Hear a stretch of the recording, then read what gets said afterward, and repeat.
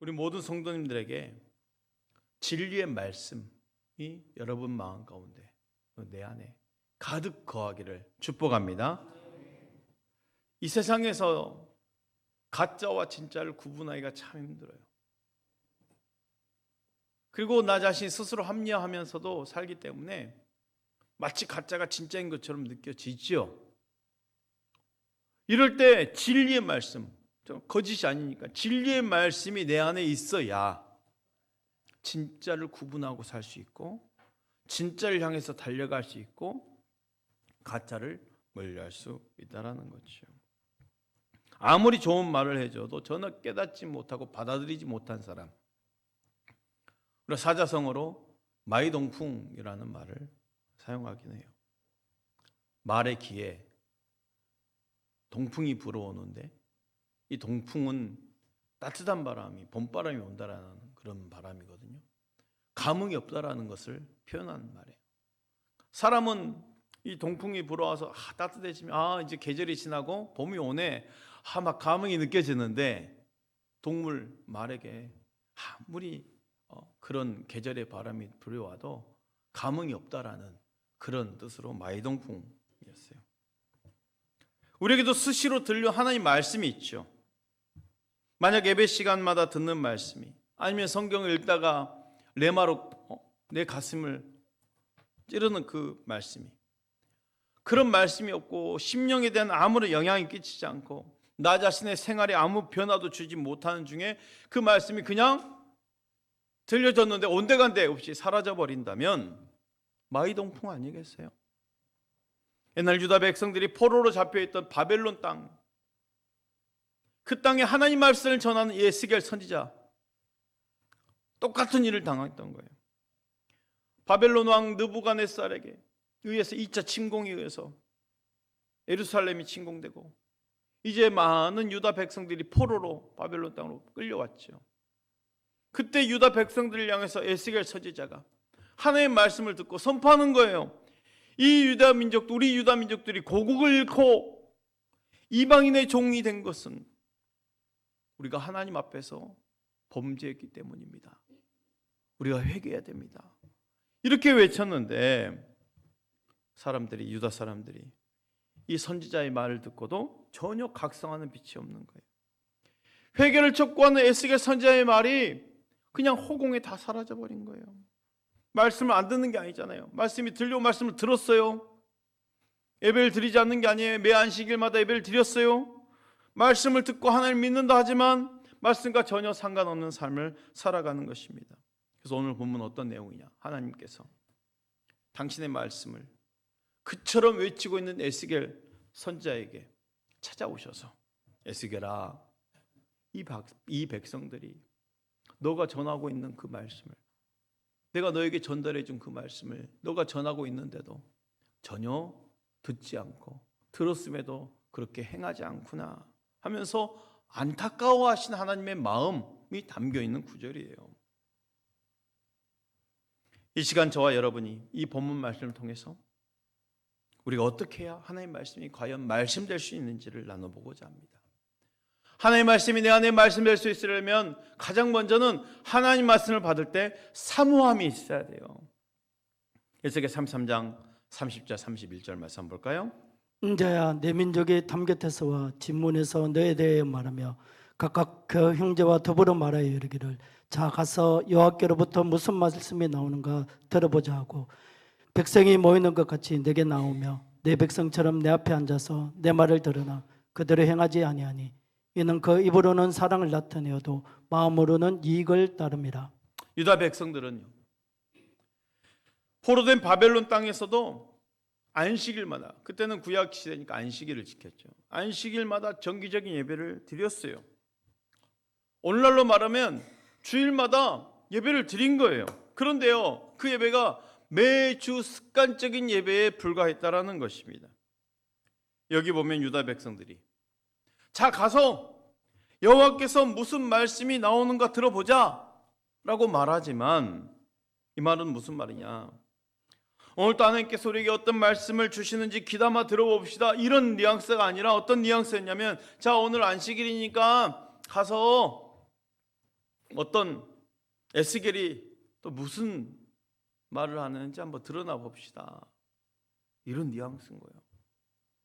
오늘 또 에스겔이 무슨 설교를 하는지 가서 드러나 보세 하면서 그냥 간 거예요. 즉 그들에게서 선자의 설교를 듣는 것이란 그저 의례적인 종교 행사, 습관적인 일에 불과했던 것입니다. 이것은 이어지는 31절 상반절 말씀 볼 때 더욱 명백해지죠. 에스겔 33장 31절 말씀 한번 들어보십시오. 백성이 모이는 것 같이 내게 나오며 내 백성처럼 내 앞에 앉아서 내 말을 들으나 그대로 행하지 아니하니 이는 그의 입으로는 사랑을 나타내어도 마음으로는 이익을 따름이라. 백성이 모이는 것 같이 내게 나오며 그랬어요.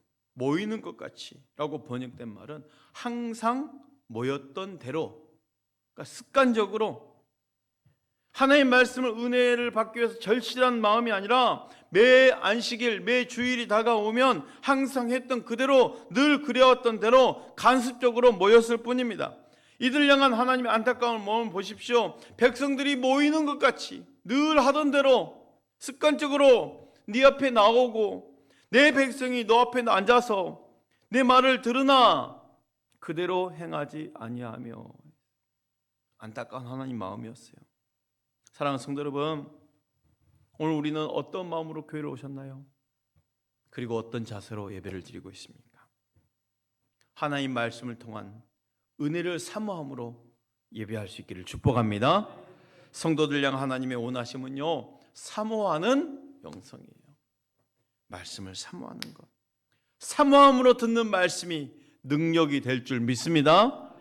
하나님의 말씀이 내 삶 가운데 말씀될 수 있으려면 사모함도 있어야 되지만 또 중요한 게 있어요. 하나님 중심이어야 돼요.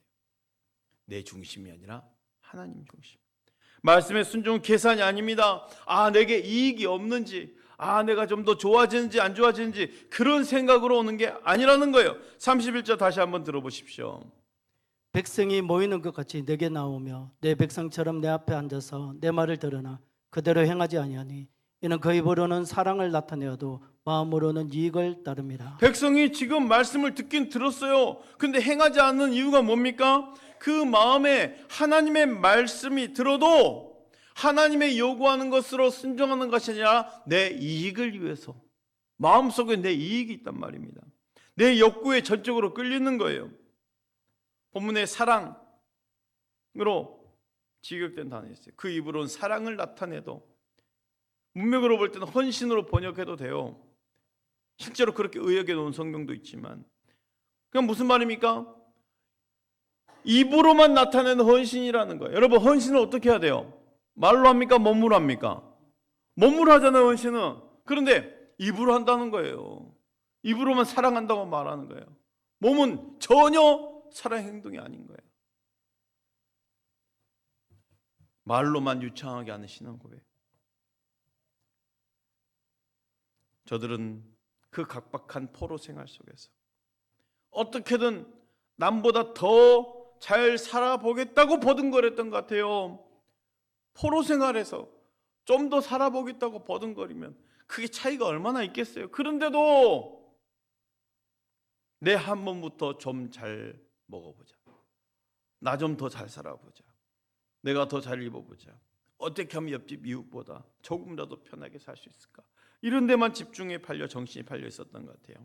이렇게 당장 자기 현실적인 필요와 욕구에 이익에만 온통 신경이 써 있으니 에스겔 선지자가 설교하는 그 말에 왜 하나님이 진노하셨는지, 왜 우리가 지금 포로 생활하고 있는지, 왜 우리가 회개하지 않으면 안 되는지, 하나님께 지금 선지자를 통해서 그 말씀을 통해서 어떤 명령을 하고 계시는지에 집중이 안 되는 거예요.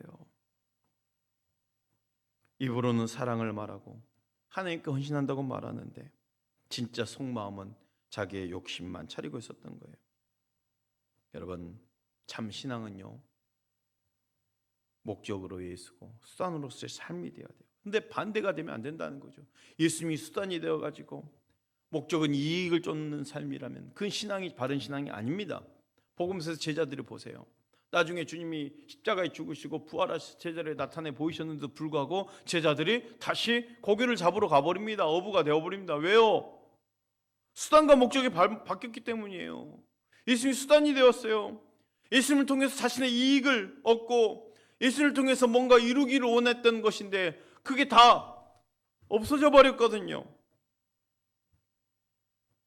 십자가를 지시기 위해서 예루살렘 성에 입성하신 예수님이 성전에 가셔서 모든 장사하는 이들의 상을 엎으셨다고 그랬어요. 막 채찍을 만들어서 동물 다 쫓아내셨어요. 왜 그랬습니까? 마태복음 21장 13절에 나오죠. 한번 보십시오.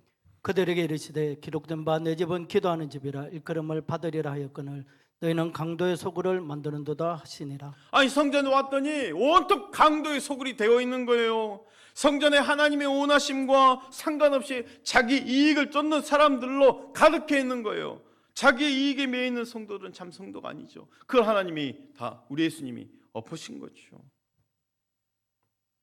명절에 한 번씩 고향에 방문해 보면요, 밤하늘에 서울에서는 보지 않는 별들이 막 떠 있는 거예요.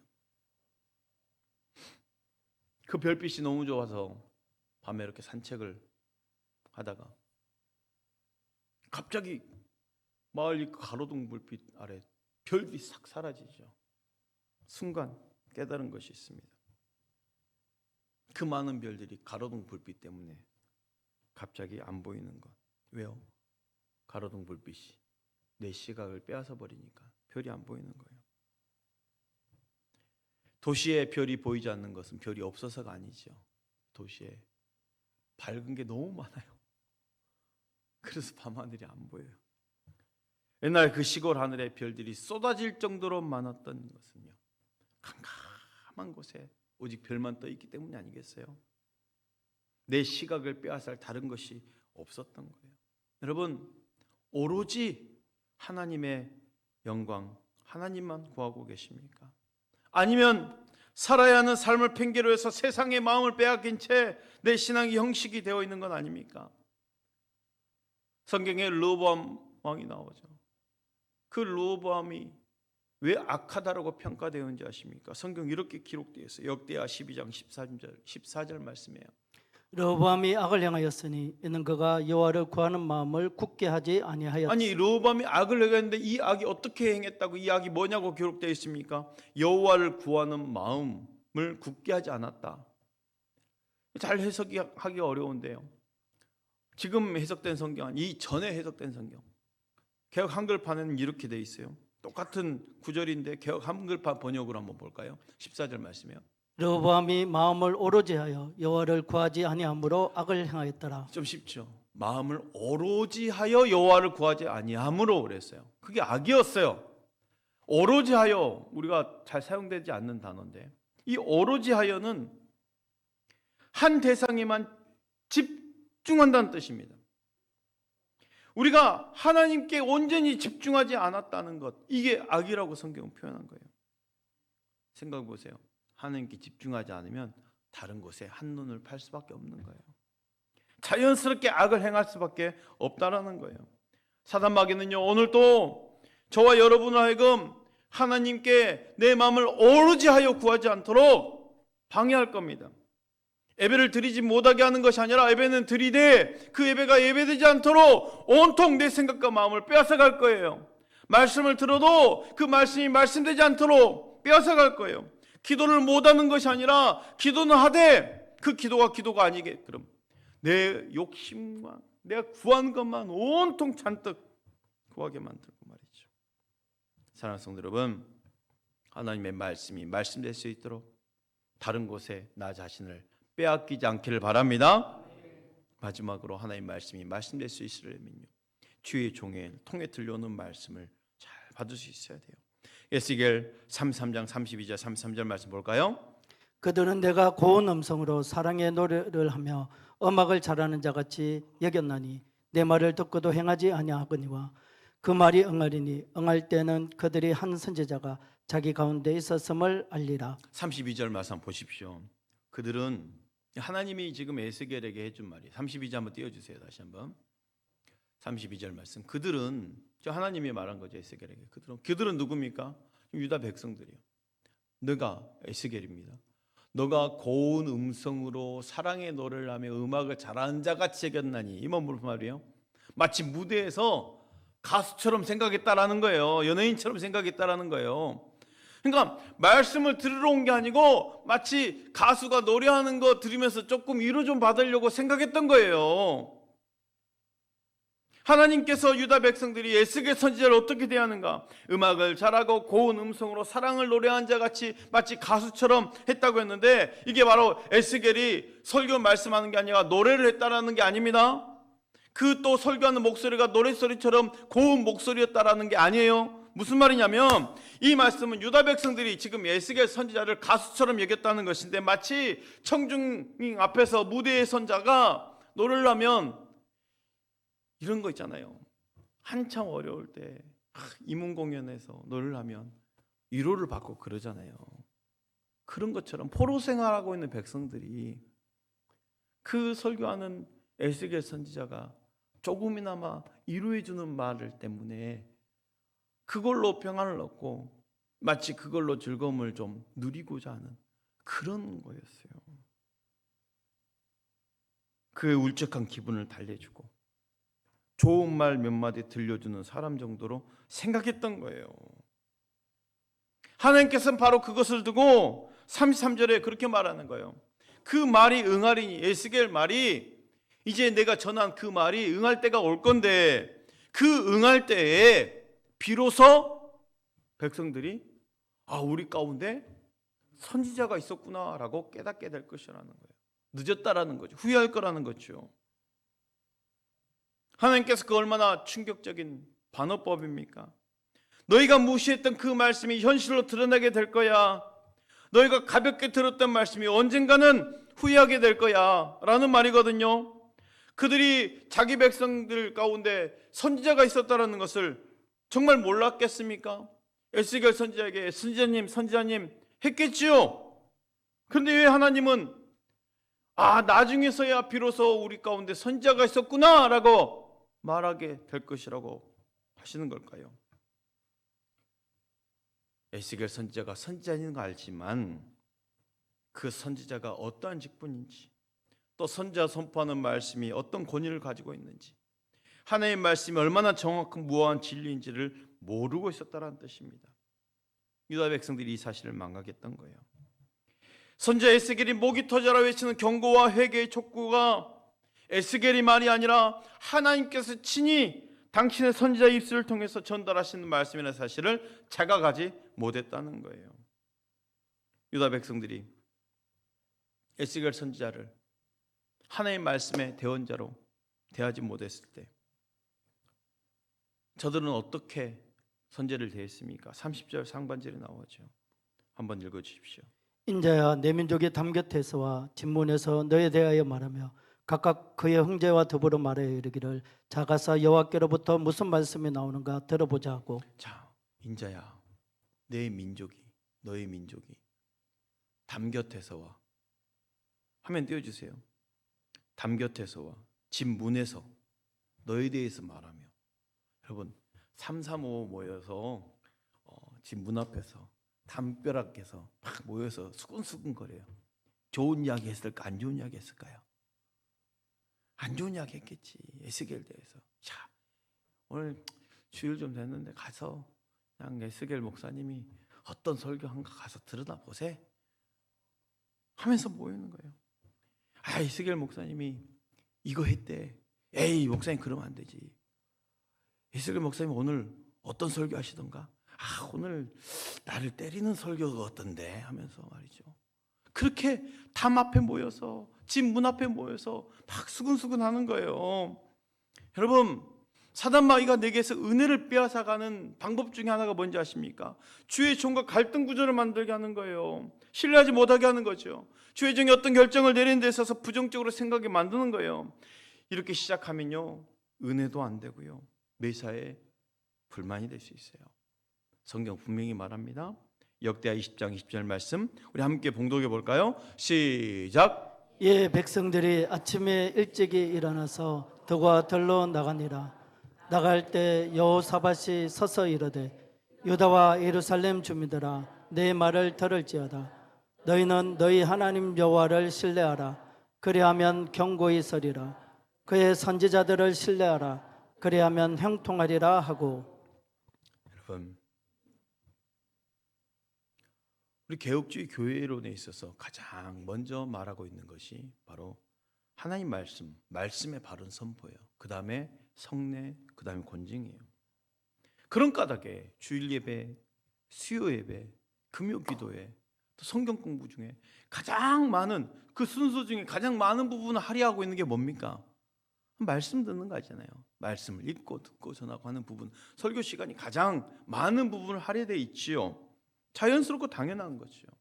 그런데 문제 뭡니까? 말씀을 듣고 난 후에 마이 동풍처럼 이 말씀이 말씀되지 못하고 사라져 버린다는 거예요.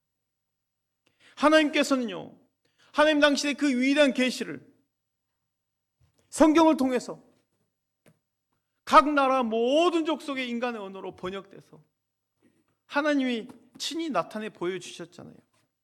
이것만 해도 감격스러운데 또 이해되지 못하니까 각 교회마다 목사님들 세우셔가지고 또 선포된 이 기록된 말씀을 또 들을 수 있도록 잘 해석해서 귀로 들을 수 있도록까지 해주셨어요. 얼마나 편하고 은혜가 됩니까? 여러분, 오늘 또 우리가 습관적인 자세로 예배하는 것이 아니라 말씀을 간절히 사모할 수 있기를 바랍니다. 사모하는 영성이 회복될 수 있기를 바랍니다. 말씀을 대하는 마음 그 무엇으로 빼앗기지 마십시오. 나 자신의 이익이 아니라 전해진 말씀이 나에게 주신 하나님의 말씀으로 들을 수 있기를 축복합니다.